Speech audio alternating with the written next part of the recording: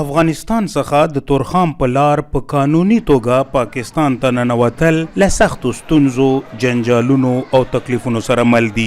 د نړۍ په سطحه دا د هغو لارو څخه ده چې آن په قانوني توګه پاسپورت او ویزې سره تګ کې هم خلک زوریږي او بد چلند ورسره کیږي.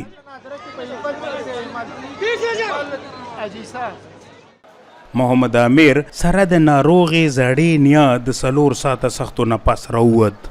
زما دا نیا بیماره ده، داسې تقریبا کال وشو چې هلته ګیره وه او د خپو دردونه ډېر د زړه بیماري ده. ویزې بندې وې، ګیټ بند و، بیا کورونا وایرس و، د وجې نه بس لیټ شو ورته. تکلیف خو ورته ډېر زیات و.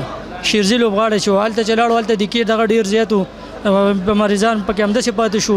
بیا هلته په خپو باندې در راغلی و، ګرځېدو نه وه. بیا ویزې هم پاتې شوه، بیا هم ورته په پیسو باندې ولګوله. خو دا ستونزې په پېښور کې لا نورې هم زیاتې شي. نن یو ځل بیا ملا عبدالغني او د هغه میرمن شفاخانه کې سختې ورځې نه پس خپل اتاق ته را روان دي. دوی وایي چې زیاتې پیسو له لګښت وجې نه دوی هسپتال ته ټیکسي په ځای پیدل ځي راځي او خرچ کمیدلو وجې نه دوی په یوه واړه اتاق کې اوسیږي. دا اتاقونه مستري خانه کې کارکوونکو لپاره جوړ شوي دي.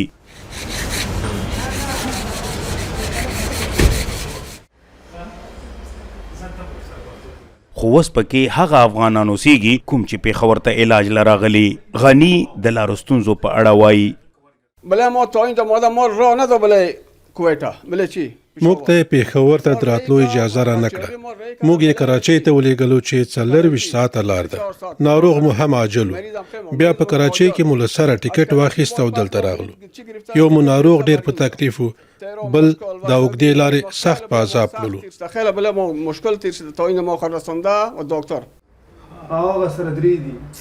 که څه هم د ناستې اتاق وړوکی دی خو دلته دا راټول شوو کسانو زړونه تنګ نه دي. اتاق کې دې اوسیدونکې یوې پښتنې فارسي زده نه ده او د دغو نورو فارسي ژبو پښتو نه زده.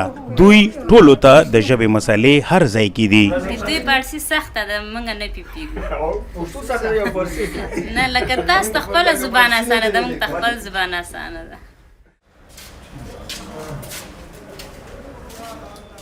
د یوه اتاق میاشتې 15,000 پاکستانۍ کلدارې کرایه ورکوي.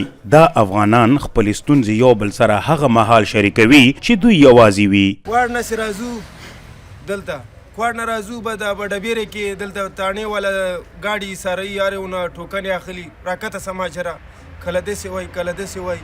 به دغه مشکل ده. او یو هغه پوجیانو اوس درې خواته څه ده دغلته هغه تاڼه ده، دغلته هم تنګول کله کله کوي.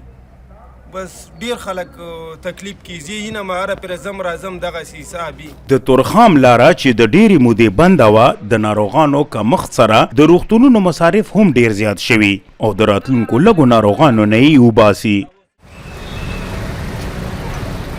پېښور کې شخصي روغتونونو ته هر څوک نشي تللی. شتمن پاکستانیان او بل نابلده افغانان ورته ځي. افغانان وایي د شخصي هسپتالونو د لوړو قیمتونو خلاف خبره هم د ویرې څخه نشي کولی او څومره پیسو غوښتنه چې ترې وشي ورکوي یې.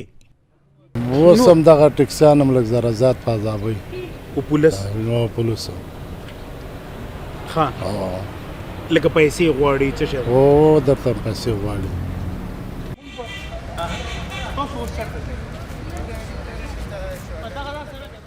ډیر شمیر افغانان د کینسر ناروغۍ علاج لپاره هم پېښور ته راځي چې د یادې ناروغۍ درملنه ډېرې پیسې غواړي. دغه هسپتال کې 30 سلنه مریضان د افغانستان نه راځي. حلیمه د کینسر علاج لپاره د شخصي په ځای د دولتي روغتون ته راغلې چې هم یې مصرف کم وشي او هم روغتیا ته یې توجه وشي. زما مور خو هلته پاتې سوه، د هغه لپاره چې پلار مې هلته و، پلار مې بیمار ده. بیا مور چې مې هلته لاړه تر اوسه د ویزې کوم هغه نه ده سوی چې رئیسي. او مور مې چې دا زه خپله دلته خورایانو سره یم. ما ته خو ډېر مشکلات و. زه صرف د ویزې له غمه زه افغانستان ته لاړ نه سلم چې علاج مې نیم کاله پاتې نیسي.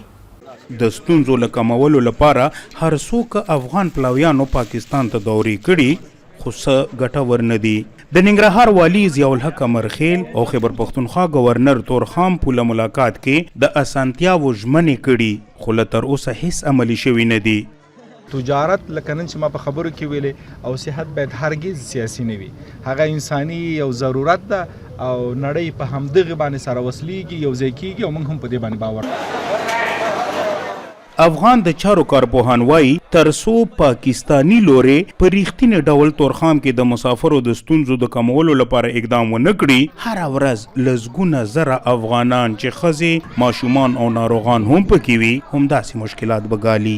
مدثر شاه، دویچه ویله، پیښور.